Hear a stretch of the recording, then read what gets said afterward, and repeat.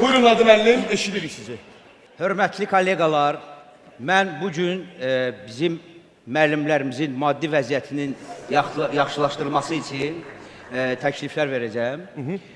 Və təklif etdiyim yeni qanun layihəsinə görə müəllimlərimizin maddi vəziyyəti dərhal yaxşılaşacaqdır. Necə? Çox sadə.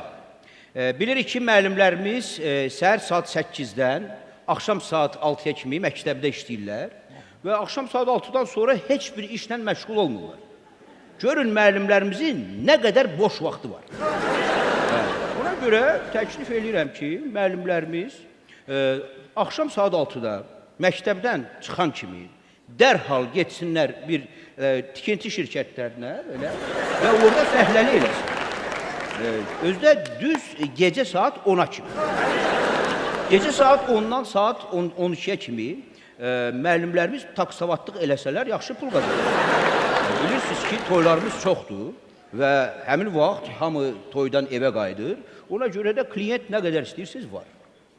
Gecə saat 12-dən səhər saat 4-ə kimi müəllimlərimiz yaxşı olar ki, stoyanşiklik eləsinlər. Və nəhayət səhər saat 4-dən 8-ə kimi rahatca, heç bir problemsiz, zadsız müəllimlərimiz gedib avtobus parkında dispetçer işləyir. Görün müəllimlərimiz nə qədər pul qazanır. Hadi müəllim, bəs bu yazıq müəllimlər heç yatmasınlar? Yatmaq? Nə yatmağı? Müəllimlərimiz qoy məktəbdə tənəffüs vaxtı yatsınlar da. Nə yatmaq salmışsınız burada? Müəllimlərimiz işləməlidir. Yatmaq nədir?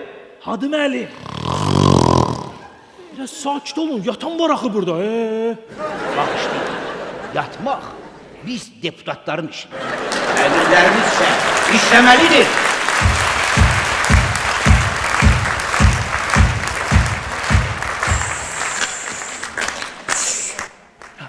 Yatan var.